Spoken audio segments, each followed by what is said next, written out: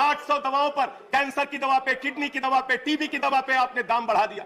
आपने अस्पताल के कमरे तक पे दाम बढ़ा दिया। आपकी सरकार डीएचएफएल के लिए काम करती है। 34,000 करोड़ रुपए बैंकों का घोटाला डीएचएफएल ने किया और 29 करोड़ रुपए भारतीय जनता पार्टी को चंदा दिया है। मान्यवर, माताएं बहनें कहती है गैस का सिलेंडर बढ़ गया, बच्चे के दूध का दाम बढ़ गया, आटा दाल चावल महंगा हो गया, उसको कम कर दो।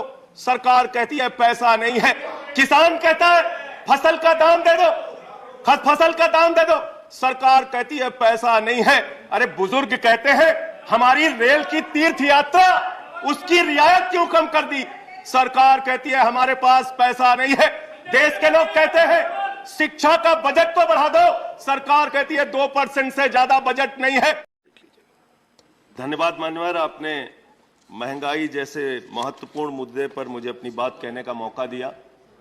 जिस महंगाई से पूरा देश कराह रहा है, मैं चंद लाइनों से अपनी बात शुरू करूंगा कि वो जिनके हाथ में हर वक्त छाले रहते हैं, वो जिनके हाथ में हर वक्त छाले रहते हैं, आबाद उन्हीं के दम पे महल वाले रहते हैं। ये देश जिनके हाथ में छाले हैं मान्यवर, उन्हीं के दम पर है, उन्हीं के दम पर है। लेकिन ये सरकार किसके लिए काम कर रही है?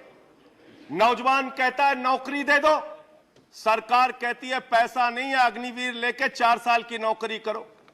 भारत की सेना कहती है पैसा दे दो, सरकार कहती है तुम्हारे बजट का 63,000 करोड़ रुपए कम करेंगे। माताएं बहनें कहती हैं गैस का सिलेंडर बढ़ गया, बच्चे के दूध का दाम बढ़ गया, आटा दाल चावल महंगा हो गया, उसको कम कर दो। सरकार कहती है पैसा नहीं है। किसान कहता है फसल का दाम दे दो, फसल का दाम दे दो, सरकार कहती है पैसा नहीं है। अरे बुजुर्ग कहते हैं हमारी रेल की तीर्थ यात्रा, उसकी रियायत क्यों कम कर दी? सरकार कहती है हमारे पास पैसा नहीं है। देश के लोग कहते हैं शिक्षा का बजट तो बढ़ा दो, सरकार कहती है 2% से ज्यादा बजट नहीं है। अरे स्वास्थ्य का बजट तो ठीक कर दो, मोदी जी, सरकार कहती है पैसा नहीं है। मानवर, ये पैसा गया कहां? किसके पास गया ये पैसा? अरे ये पैसा गया नरेंद्र मोदी जी के मित्रों के पास गया, मित्रों के पास गया। मैं आपको बताता हूं मान्यवर कहां कहां गया।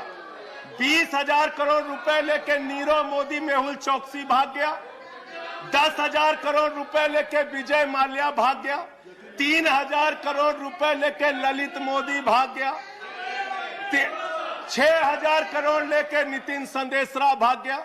और ये मेरी जानकारी नहीं है, ये मेरी जानकारी नहीं मान्यवर, इस सरकार ने बताया पूंजीपतियों का 11 लाख करोड़ रुपए माफ किया। 11 लाख करोड़ रुपए आप जीरो लगाते लगाते थक जाएंगे मान्यवर, इतना पैसा इन्होंने पूंजीपतियों को माफ किया। और इस सरकार को एक सनक है, इस सरकार को एक सनक है, मोदी सरकार को एक सनक है। उसको ये सनक है हमको अपने मित्र को अमीर बनाना है, हमको अपने मित्र को अमीर बनाना है, हमको अपने मित्र को दुनिया का सबसे बड़ा अमीर बनाना है। और मालूम है मान्यवर उसको कितना कर्जा दिया इस सरकार ने?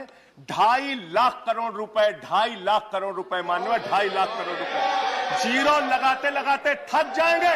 एक इंसान को 2.5 लाख करोड़ रुपए और बच्चे के दूध पे टैक्स लगाते हो, आटा दाल चावल पे टैक्स लगाते हो, हिंदुस्तान के गरीब आदमी का खून चूसने का काम करते हो। सरकार किसके लिए चल रही मान्यवर? यह सरकार किसके लिए चल रही है?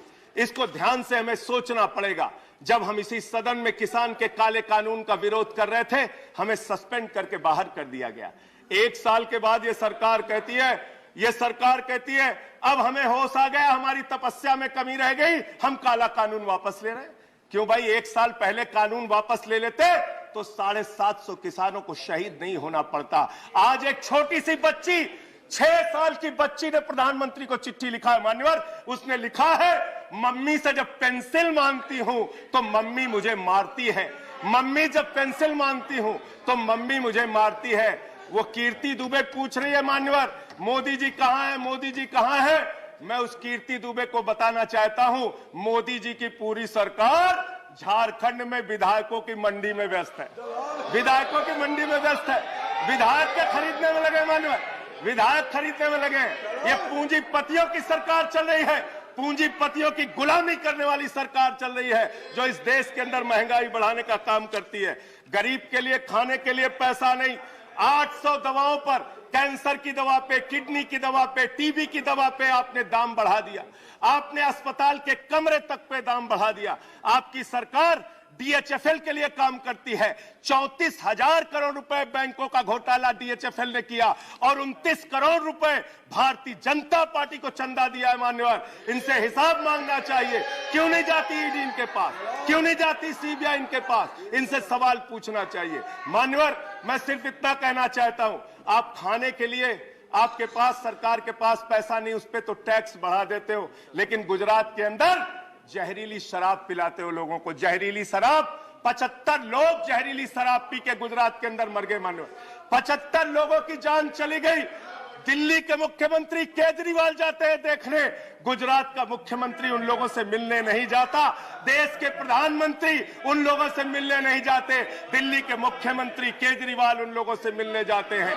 माननीय, मैं ये कहना चाहता हूं, माननीय, no point of, I am not yielding sir, I am not yielding sir, 1 minute sir, I am not yielding sir, I am not yielding, let me complete sir, sir बस खत्म कर रहा हूं, कंक्लूड कर रहे हो, उसके बाद I'll take the point। ये सरकार पूंजीपतियों की सरकार है मान्यवर, ये बिल्डर्स के लिए काम करते हैं। मैं आपको बता रहा हूं, गुजरात में मान्यवर, गुजरात के अंदर, गुजरात में नवासारी एक जगह है, गुजरात में सीआर पार्टी के सांसद, नहीं sir, I am not yielding, इसी चेयर से कहा गया जब बोलते रहो तो किसी को पॉइंट ऑफ ऑर्डर नहीं देंगे। No sir, no, I am not yielding.